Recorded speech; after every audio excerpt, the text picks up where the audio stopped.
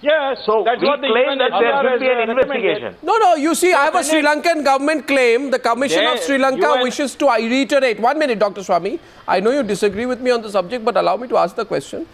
The Commission of Sri Lanka wishes to... There's no question. You must allow me. You ask a question and then start giving me speeches. You must allow me to ask the question, Dr. Swamy, first. No, then only you can answer. You ask a question. Let us try it now. So let us try it now. Yes, okay, Dr. Swamy, let's try it now. And here's the question. The Sri Lankan Commission, did it or did it not in 2010 say that she was actively engaged in a hostile operation when she met her end? Did it or did it not? Come on, tell me. I don't care what the Sri Lankan government has said. How come you don't? You have produced a tape and then you have... Wait a minute. Again you are interrupting. Now you tell me that you will listen to my reply. Yeah, I proved to you that you don't listen to anybody's reply. You listen, I'm listening to your reply. What I am saying is that you produce a tape which all it shows is that the soldiers give her a sheet to cover herself and then they help her to get up and walk away. That's all you are seeing. And from that the surmise comes that she was raped, she was killed, maybe, but that is authenticated. You are not ready to authenticate. You are doing propaganda for the One NCC. second, Dr. Swamy. It's easy to say that, but when I proven to you right now, the Commission of Sri Lanka says Lieutenant Colonel Isai Priya was engaged in a hostile operation against the Sri Lankan forces. Why are you bringing Is this a hostile operation on TV? You want to prevent the Prime Minister from going to Colombo. Who killed, please understand, you are. Who killed Prabhakaran's son? That is the whole idea of bringing it now after 4 years, as Natchiappan said. Regardless of the political impact of it, why can't you look at an issue devoid of the political impact, Dr. Swamy? For once, let's get in the other side, please. I have told you that the UNHCR went into the whole question. They said both sides committed human rights excesses. This Pillai came recently to Colombo. She said the same thing. LTT was a murderous organization. It has committed untold human rights excesses. This is what Ms. Pillai says.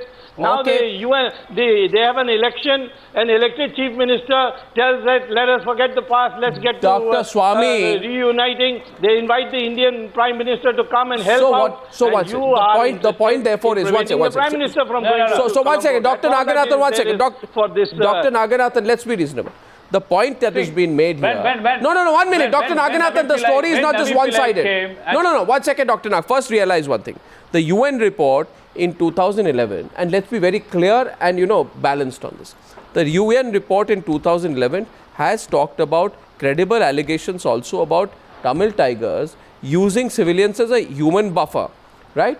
Killing civilians attempting to escape, using military equipment in the proximity of civilians, forcibly recruiting children, using forced labor, allowing civilians to leave the hostage zone, keeping them as hostages and using suicide attacks. I can go on and on. So the constant argument is this. Let's be very clear, Dr. Naganathan, that these kind of violations have been carried out by both sides, but people like Dr. Swamy say these allegations cannot be stopped, cannot be used to stop the strategic dialogue between India and Sri Lanka. We have too much at stake. If we take this forward, we'll let China enter Sri Lanka, we lose our strategic hold in that region. Dr. Naganathan, that may not be your concern, but it's a concern of a lot of Indians. Yes. Yeah. Okay, first point, Arnab. Let it be LTT also. Let LTT also has committed war crimes. Let it be. So that's what we want, an international independent war crime investigations monitored by UN. So both sides justice can be rendered. That was the first point. Second point is this allegations over LTT has been for the past 30 years. It's not new. For 2009, during the time of brutal war, UN reported 40,000 civilians have been massacred.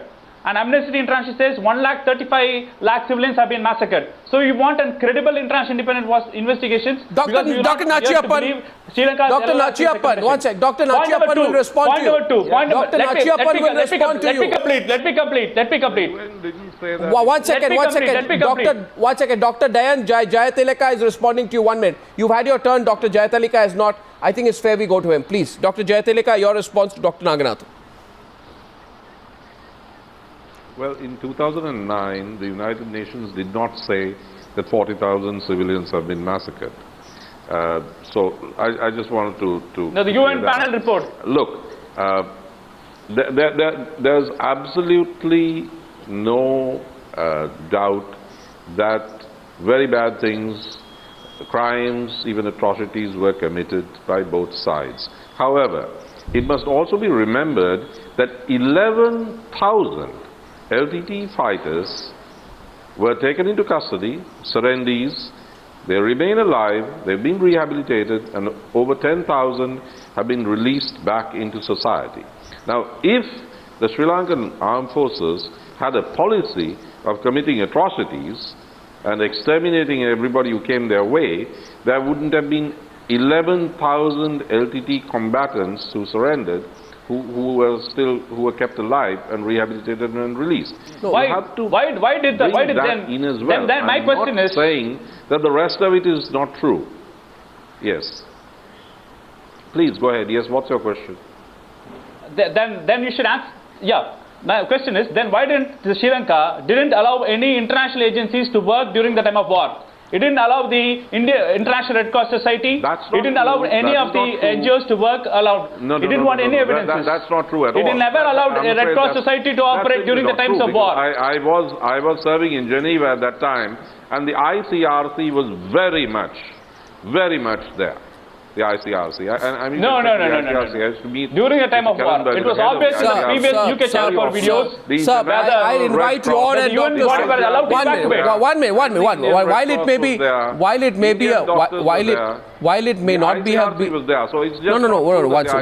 watch. First of all, remember this. One second. Dr. Jayatilleka, please remember this same UN report which all of you are talking about. It says you can go back and you and Dr. Swamy can go through it. It says that the Sri Lankan military, it even attacked the UN hub, it attacked food distribution lines, it attacked Red Cross ships coming to rescue the wounded and their relatives. And it did that despite having intelligence as well as notifications by the UN and the Red Cross, which Dr. Naganathan is speaking for. So let's not pretend saying that these things did not happen. I'm glad you accept tonight. I'm glad you accept tonight. That these things did happen.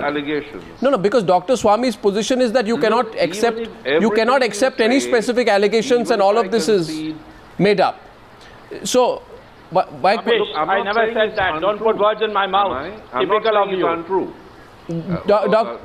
Please don't confuse what I'm saying. I'm not saying it is untrue. It was a very bloody 30-year war, and one of the casualties happened to be the son of your founding Prime Minister. And we didn't kill him.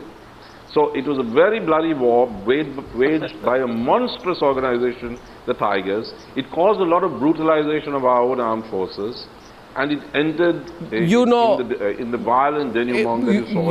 Now the question is... First of all, now I have a minute left on this debate. And the question is this.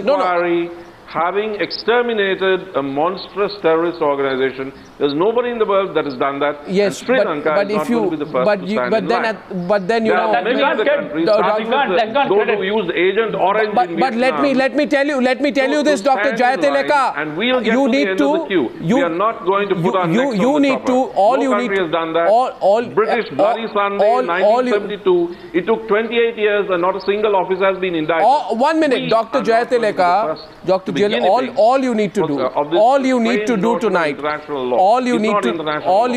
tonight is that you can accept that among the things we did was that there were summary executions and maybe women were raped. Maybe those who disappeared were executed or raped. There may very well have been. Yes, and that's why I don't know the. That you must and in turn and therefore But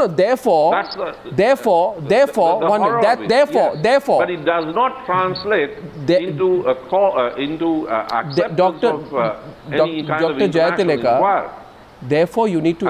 You can't say we were forced to. No, 1 second, Dr. Naganathan, don't interrupt me. You can't say we were forced to become brutal. You see, if you are saying one group is a terrorist group and the others is an army, then you cannot say the similar tactics will be used by both. There is no doubt about what the LTT did. But when the reality of what happened in that time comes out, we can't say it's a movie. You see, the whole of South Asia is full of Come on. I understand your... No, 1 second, doctor. PUCL and PUDR. I know what has been said. I'm not saying it's true, but there are no innocents among the armed forces in the whole of the subcontinent. I take that point. Okay? I take that point. There are no guys wearing white hats. No, here's one... There are guys in grey hats and there are guys in black hats. And the Tigers wore black hats. And our guys why bombing in hospitals? Now here's a question to Dr. Elangovan, please. Please, 1 minute, Dr. Naganathan, come on, please. Dr. Elangovan. Dr. Elangovan and Dr. Swamy, I want them back to the debate along with Dr. Natchiappan. The question now is, should the Prime Minister go to the Sri Lanka? Now, will we be able to separate these two issues?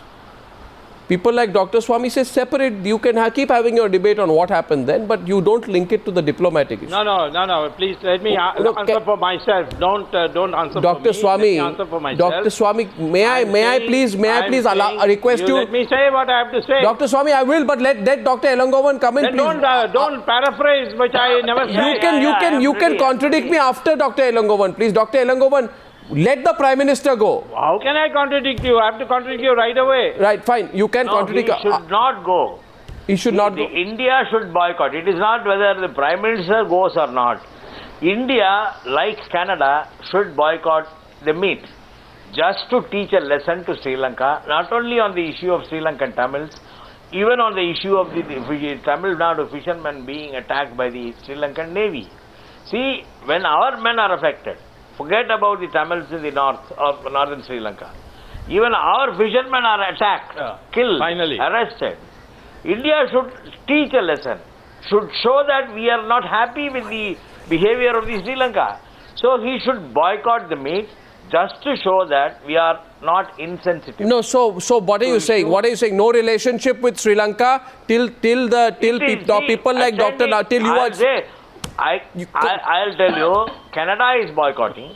No, but Canada does not have a... They will not have any relationship the with relationship... Sri Lanka. Canada is not a neighbor of Sri Lanka. Canada is not the closest neighbor of Sri Lanka. I will tell you, attending a Commonwealth, it is not a meet between Sri Lanka and India. It is a Commonwealth, heads of government meet being held in Sri Lanka. Dr. Natchiappan, 1 second. Dr. Natchiappan, 1 second. I want Dr. Natchiappan to respond to you. Dr. Elangovan, Dr. Natchiappan, let's get your point of view. It's interesting. DMK and Congress completely on different lines on this one. You heard Dr. Elangovan's response? He says, just boycott it. Don't attend the meeting. Make your point. Your response, please. Actually, in our Congress party also, there are Honorable Prime Minister is getting the opinion from different ministers. And many ministers are telling that, from Tamil Nadu, they are telling that no need to attend the meeting. But we have to balance the situation. There are 2.5 lakh refugees are living in Tamil Nadu. They are suffering for the past 21 years. They have to get back their houses. They have to get back their lands, agricultural lands and jobs. We have to talk with the Sri Lankan government. Similarly, there is a newly elected government has come up. Already we have Indian taxpayers' money of 56,000 crores is spent in the Sri Lanka rehabilitation of Tamils in north and eastern part. That has to be handed over to the elected body so that they can look after the interests of the Tamilians in the Sri Lanka. And police people should be recruited from Tamil community in the Sri Lanka. We want to have the land and police power should be handed over according to the Rajiv Gandhi Jayawardena agreement. That's not possible. The amendment should be implemented fully. These are all things we want to implement it. For that we need, we should not close the channel with the Sri Lanka, but at the same time we have to respect the feeling of the Tamilians and also the assembly resolution which was passed unanimously. We have to balance both the things. That will happen. No, Dr. Naganathan, let's not forget one thing. Arnab, okay, one second, Dr. Naganathan, can I say one thing to you? Arnab, 1 second, Dr. Naganathan. Please understand one thing. There is a question here of a relationship between India and Sri Lanka. And one thing, for all that I can say here about what the issues raised in the footage are very serious. But nobody in India forgets that the LTTE killed our Prime Minister. It's just, there's a bottom line, there's a full stop after that. There is no argument here. Nobody in India will forget the LTT killed our Prime Minister. And that point needs to be underscored. Even to you, I am saying this with all seriousness tonight. I've asked the questions to everyone about the questions raised in the footage. We don't forget that you killed Rajiv Gandhi. And therefore, my last word tonight, I've given you some time, but my last question goes to Subramanian Swamy. So, Subramanian Swamy, give me your hunch. Do you think the Prime Minister will go eventually? The way you have seen this debate go on, do you think the Prime Minister will go to the CHOGM? First of all, let me answer by saying that once... Arnab, I need to answer one question to you. Dr. Swamy. Vote. Now, why does he interrupt? This is typical LTT habit. Now, let me say that once they recently conducted elections, 75% was obtained by Mr. Vigneswaran as Chief Minister, and he writes a letter saying, thanks for the Government of India's intervention, we got held an election. Now please come and help us move further. Now, such a call, they are the representatives of the Tamil people, not the secessionists sitting in Tamil Nadu, who want to separate Tamil Nadu from India and do all kinds of other things to create chaos. We have to look at the overall national interest. We have been invited by the Tamils there, and therefore the Prime Minister must go. Okay, gentlemen. I can take this debate endlessly forward. I'm short of time. Two things here tonight. Two things with respect to both sides. Please, 1 second. With respect to both sides. The first point. No, 1 second, please. 1 second. Serious questions are raised over that footage. That footage needs to be authenticated, and if there are questions which emerge, needs to be investigated, and the Sri Lankans must be open to it. And to you, Dr. Naganathan, again, the LTT killed Rajiv Gandhi. And therefore, there are strong views Indians have towards the LTT, irrespective of the questions we asked to the Sri Lankan army. Thank you, gentlemen, for joining me on that debate, for giving us all perspectives. Thank you very much.